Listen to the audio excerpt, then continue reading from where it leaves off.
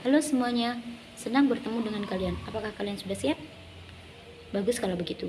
Hari ini kita akan melihat bagaimana perilaku seseorang. Terutama kita akan melihat bagaimana perilaku tersebut dipengaruhi oleh tempat mereka tinggal. Saya akan melanjutkan pembahasan ini hari ini. Jika Anda pernah bepergian, Anda akan tahu bahwa langkah-langkah kehidupan berbeda dalam budaya dan tempat yang berbeda. Tetapi kenapa beberapa tempat lebih cepat daripada tempat yang lain? Apa sebenarnya sebuah faktor yang membentuk perbedaan dalam langkah kehidupan? Sebelum kita membahas pertanyaan ini, saya ingin memastikan bahwa kita semua memiliki ide yang sama tentang makna langkah-langkah kehidupan. Dari kecepatan hidup, maksud saya kecepatan bagaimana hidup di dalamnya dan bisnis yang dilakukan. Berikut saya tunjukkan contohnya. Jadi, apa karakteristik khusus suatu tempat dalam budaya yang membuatnya lambat atau cepat? Seorang sosiolog bernama Robert Cleitings, seorang profesor di Universitas Negeri California, dia membuat sebuah penelitian yang memungkinkan para penelitinya menganalisis beberapa data. Secara akurat dapat menentukan laju kehidupan suatu tempat. Jika Anda ingin tahu jawabannya, mari kita lihat tayangan berikut ini.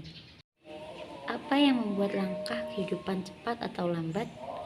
Inilah cara diam dari penelitiannya. Dalam hal itu, mereka menganalisis dan membandingkan 31 kota dari seluruh dunia.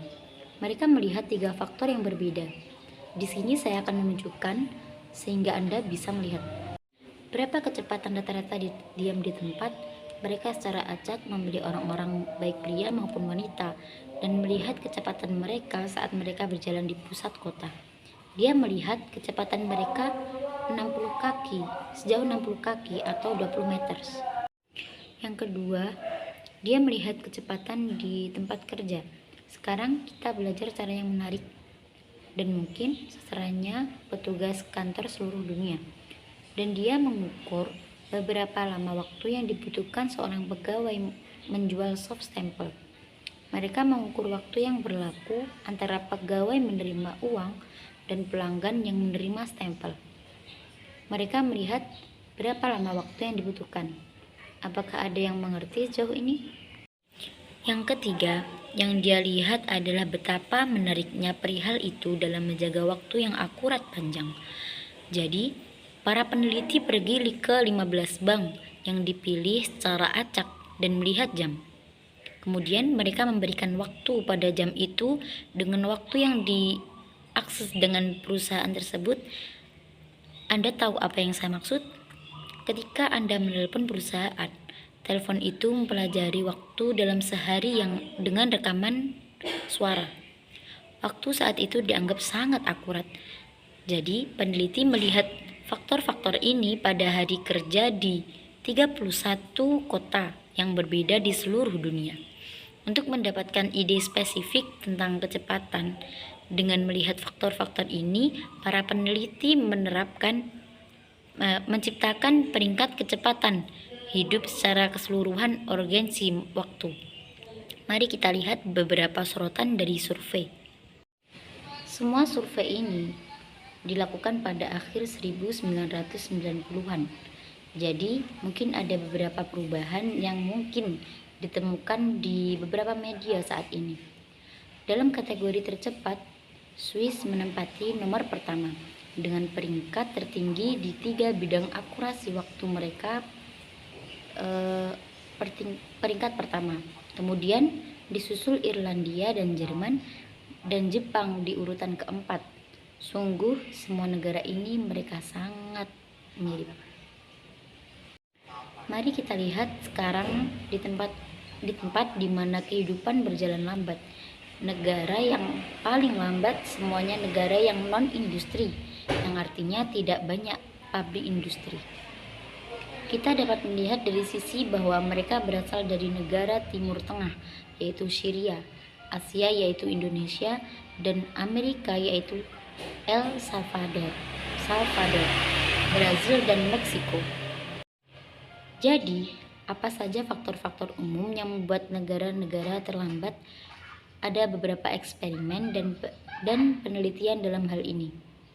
Para peneliti menemukan faktor utama yang mempengaruhi lagu kehidupan dalam budaya di seluruh dunia. Mari kita lihat faktor-faktornya. Jadi, yang pertama, orang-orang biasanya cenderung lebih cepat bergerak di tempat dengan ekonomi yang banyak uang, di tingkat industri yang tinggi atau banyak perusahaan, populasi yang besar atau banyak orang, iklim yang dingin atau bukan yang panas. Lalu juga orientasi budaya yang tinggi, individualisme atau kelompok yang sangat menarik, bukan? Tapi sayangnya kita tidak bisa masuk ke diskusi sekarang. Kita akan melanjutkan pembicara selanjutnya di episode selanjutnya. Wassalamualaikum warahmatullahi wabarakatuh. Hello everyone, good to see you all. You ready to begin? Great. In this class, we've been looking at the behavior of people and especially looking at how their behaviors is affected by the place they live in. I'd like to continue this in today's lectures. Today, I'd like to talk about a study that was done to measure the pace of life. The study compares different cities around the world and asks the question how and why do different places in the world have different pace of life. As you probably know, pace tends to be part of how we describe the atmosphere of the place. So what specific characteristic of place and cultures make them slow and fast? One social psychologist, a fellow named Robert Levin, a professor at California State University in Fresno, California, created a study that allowed researchers to analyze some data, some numbers that could accurately define the pace of life of a place.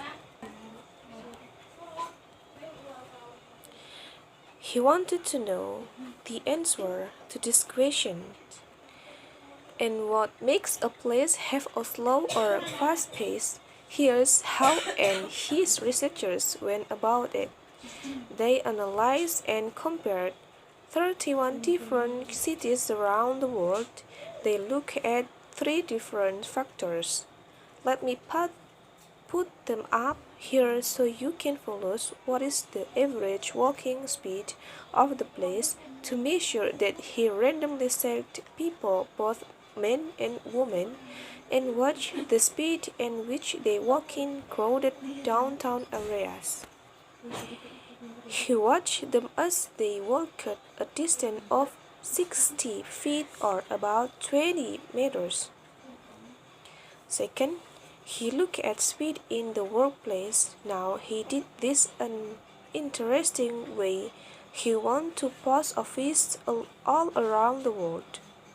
Yes, that's right, post office, and he measured how long it took a postal clerk to sell someone a stamp. They measured the time that passed between when a clerk received the money and the customer received the stamp. They look at how much time that took. Okay, are you with me? So, yeah, okay. The third thing he looked at was how interesting a place was in keeping accurate time on clocks. So, the researcher went to each randomly chosen banks and looked at their clocks. Then they compared the time on this clock to the time reported by the phone company. You know what I mean? When you call the phone company to learn the time of day from recorded voice, that time is considered to be very accurate. So the researchers look at these factors during the workday in 31 different cities around the world to get a specific idea of pace. By looking at these factors, the researchers came up with a rating of overall pace of life. The overall sense of time urgency. Let's look at a few highlights from this survey was conducted in the late 1990, so there may be some change from what we would find in the same countries today. Okay? In the fastest category, Switzerland is the first place with high ranking in all three areas. Their clock accuracy ranked first, then came Ireland and Germany, and Japan come in fourth. Really, these top four countries were all very similar. Let's look now at places where life is slow.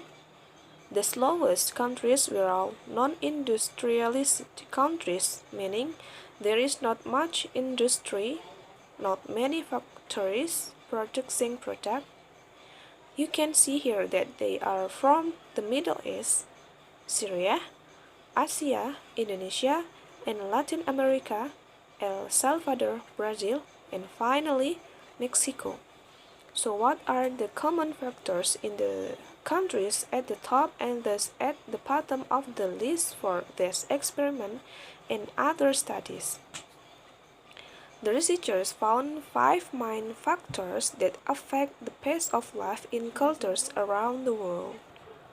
Let's look at those people tend to move faster in places with vital economies, lots of money, changing hands, a high degree of industrialization, lots of companies, larger population, many people, cooler climates,